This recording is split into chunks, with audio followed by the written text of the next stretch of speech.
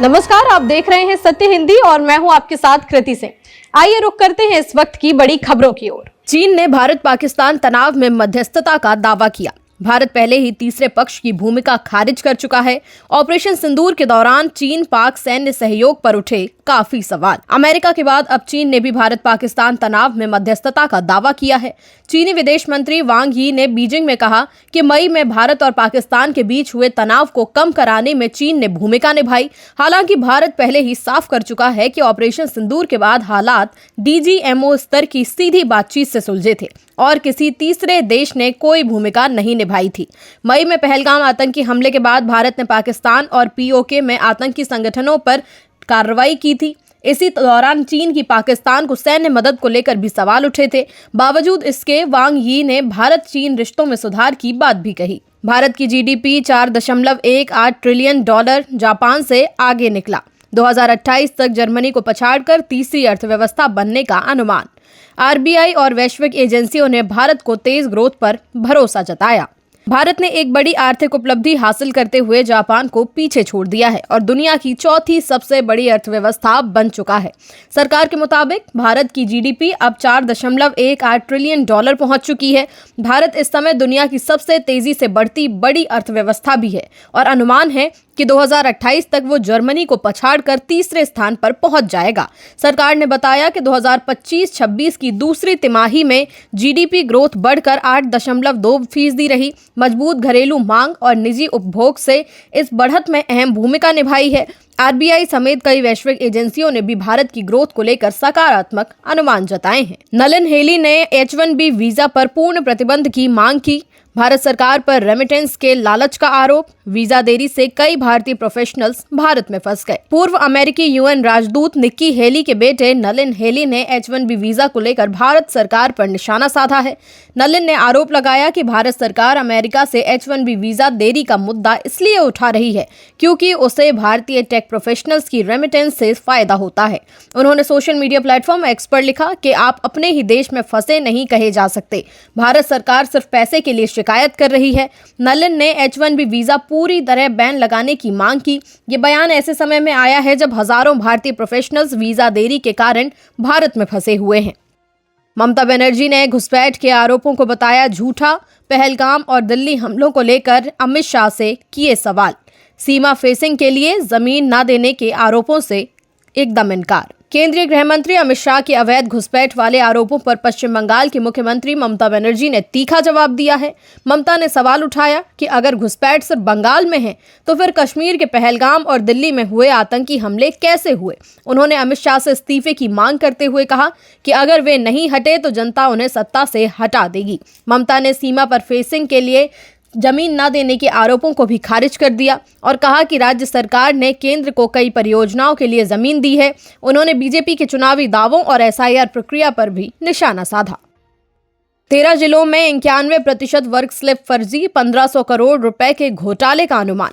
किसान, छात्र, गृहिणियां भी दिखाए गए निर्माण मजदूर। सरल केंद्रों पर नए पंजीकरण रोके, जांच जारी।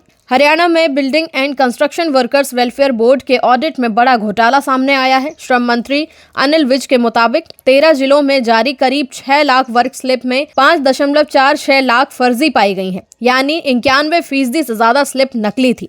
2.21 लाख पंजीकरणों में से सिर्फ 14,000 ही सही निकले।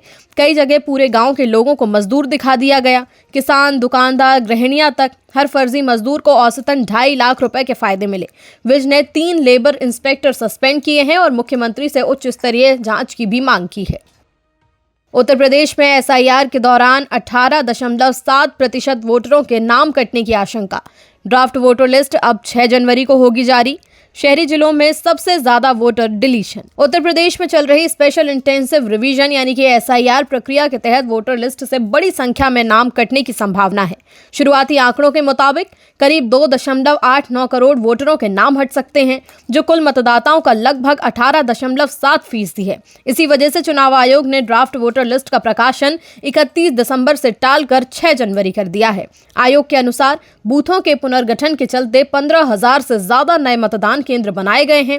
ज्यादातर कटौती शहरी इलाकों में हुई है, जहां लोग एक से ज्यादा जगह पंजीकृत थे या लंबे समय से अनुपस्थित थे। बीएसएफ ने सीमा पार भागने के आरोपों को बताया बेबुनियाद। मेघालय पुलिस को भी नहीं मिला कोई खुफिया इनपुट।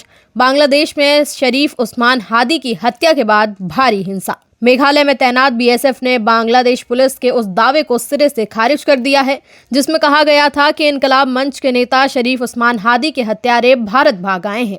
बीएसएफ ने साफ कहा कि मेघालय के हालुआ घाट सेक्टर से किसी भी सीमा के पार करने का कोई सबूत नहीं है। मेघालय पुलिस ने भी कहा कि उन्हें ऐसी कोई खुफिया जानकारी नहीं मिली है। हालांकि बांग्लादेश पुलिस का कहना है कि आरोपी गारो हिल्स इलाके में छिपे हो सकते हैं। बीएसएफ ने बताया कि बांग्लादेश की मौजूदा स्थिति को देखते हुए सीमा पर कड़ी निगरानी रखी जा रही है और किसी भी अवैध घुसपैठ पर तुरंत कार्रवाई होगी। पुलिस के मुताबिक अब तक नस्लीय हमले के पुख्ता सबूत नहीं। चाइनीज शब्द मजाक में कहे जाने का दावा, गलतफहमी से झगड़ा बढ़ गया। 5 आरोपी गिरफ्तार, एक नेपाल भागा, 25,000 का इनाम। उत्तराखंड के देहरादून में त्रिपुरा के छात्र अंजेल चकमा की मौत को लेकर पुलिस ने कहा है कि शुरुआती जांच में ये नस्लीय हमला नहीं लगता, लेकिन इस एंगल को पूरी तरह नकारा भी नहीं गया है। देहरादून के एसएसपी अजय सिंह ने एनडीटीवी से बातचीत करते हुए बताया कि आरोपियों में मणिपुर, नेपाल और एक आदिवासी समुदाय से जुड़े लोग शामिल हैं, इसलिए जाति या नस्ल के आधार पर हमला साबित नहीं हुआ है।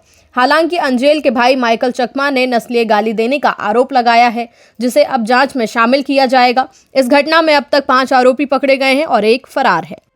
चीन से बढ़ते सस्ते स्टील आयात पर रोक लगाने की कोशिश। 3 साल में 12% से घटकर 11% होगा आयात शुल्क। घरेलू स्टील उद्योग को बचाने के लिए डीजीटीआर की सिफारिश पर बड़ा फैसला। भारत ने चीन से बढ़ते सस्ते स्टील आयात पर लगाम लगाने के लिए बड़ा कदम उठाया है। सरकार ने चुनिंदा स्टील उत्पादों पर 3 साल के लिए 11 से 12% तक आयात शुल्क लगाने का फैसला किया है। पहले साल शुल्क 12% रहेगा, दूसरे साल 11.5% और तीसरे साल 11% हो जाएगा। सरकार का कहना है कि सस्ते और घटिया स्टील आयात से घरेलू उद्योग को नुकसान हो रहा था। डीजीटीआर की जांच में पाया गया कि स्टील आयात अचानक और तेजी से बढ़ा है, जिससे भारतीय कंपनियों पर दबाव बढ़ा और ये शुल्क चीन, वियतनाम और नेपाल से आने वाले स्टील पर लागू होगा, लेकिन स्पेशलिटी स्टील बाहर हो जाएगी। भारत ने कहा देश में कलात्मक और अभिव्यक्ति की स्वतंत्रता। बैटल ऑफ गलवान पिक्चर 2020 के भारत चीन संघर्ष पर आधारित। चीन अखबार ग्लोबल टाइम्स ने फिल्म पर तथ्य बिगाड़ने के आरोप लगाए। सलमान खान की फिल्म बैटल ऑफ गलवान को लेकर चीन की नाराजगी पर भारत ने जवाब दिया है। सरकारी सूत्रों के मुताबिक भारत में अभिव्यक्ति और कलात्मक स्वतंत्रता है और फिल्मकारों को इस आजादी के तहत फिल्म बनाने का अधिकार है। सूत्रों ने कहा कि सरकार का इस फैसले से कोई लेना देना नहीं है। फिल्म 2020 के गलवान संघर्ष पर आधारित है, जिसमें सलमान खान शहीद कर्नल संतोष बाबू की भूमिका निभा रहे हैं। चीन के सरकारी अखबार ग्लोबल टाइम्स ने फिल्म पर तथ्यों को तोड़ मरोड़ कर दिखाने का आरोप लगाया है।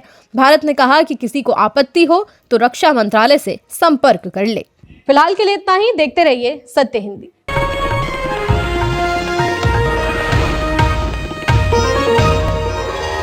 Copyright disclaimer under Section 107 of the Copyright Act 1976. Allowance is made for fair use for purposes such as criticism, comment, news reporting, scholarship, and research. Fair use is a use permitted by copyright statute that might otherwise be infringing.